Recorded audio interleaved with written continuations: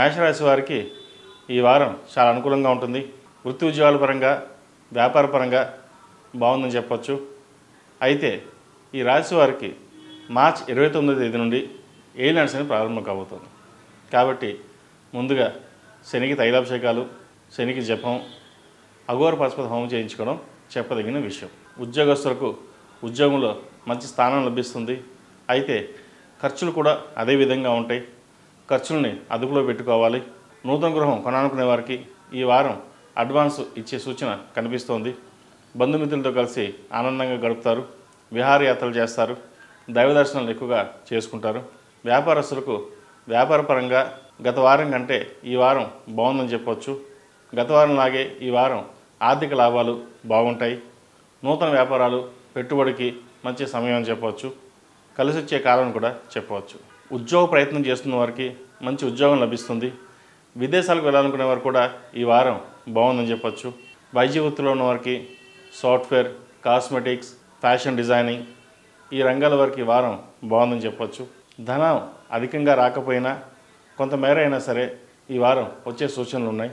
ఆర్థిక అంశాలు బాగున్నా ఖర్చు పెట్టేటప్పుడు 1-2 సార్లు ఆలోచించుకుని ముందుకు వెళ్ళండి. మంచి ఫలితాలు సంప్రాప్తిస్తాయి. అలాగే ఆరోగ్యకరమైన జాగ్రత్తలు తీసుకోవాలి. మోకాలు నొప్పులు, స్ట్రెస్కి గురి కావడం, అలాగే అరికాల నొప్పులు, గ్యాస్ట్రిక్ వంటివి ఇబ్బంది పెడతాయి. వాటి విషయంలో జాగ్రత్తలు తీసుకోండి. ఈ రాశిలో జన్మించిన స్త్రీలకు వృత్తి ఉద్యోగాల పరంగా, వ్యాపార పరంగా అభివృద్ధి బాగుంటుంది. మంచి పురోగతి కనిపిస్తుంది. అయితే కొన్ని అనాలోచిత ఖర్చుల వల్ల, అనాలోచిత నిర్ణయాల వల్ల నష్టపోయే అవకాశం గోచరిస్తుంది.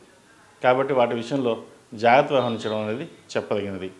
నూతన వ్యాపారాలు పెట్టడానికి భాగస్వాములు కాకుండా మీకు మీరుగా కొత్త ప్రాజెక్టులు, అలాగే వ్యాపారం కొత్తవి ఏమైనా ప్రారంభించాలంటే ప్రారంభించండి. దానివల్ల మంచి ఫలితాలు సంప్రాప్తిస్తాయి. విద్యార్థులకు ఈ వారం బాగుందని చెప్పచ్చు. మెరిట్ మార్కులు సాధించగలుగుతారు.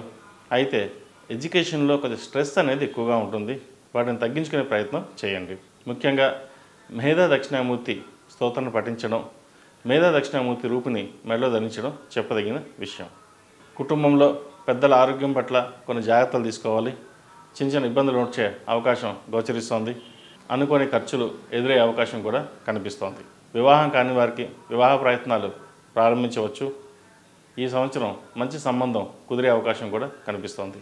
ఈ రాశివారు ప్రతిరోజు ప్రతినిత్యం ఓం నమః శివాయ ఒత్తులతో దీపారాధన, అలాగే శివాలయంలో అభిషేకం చేయించండి. మంచి ఫలితాలు సంప్రాప్తిస్తాయి. ఈ రాశిలో జన్మించిన వారికి కలిసి వచ్చే సంఖ్య 6, కలిసి వచ్చే దిక్కు తూర్పు, కలిసి వచ్చే రంగు ఎరుపు.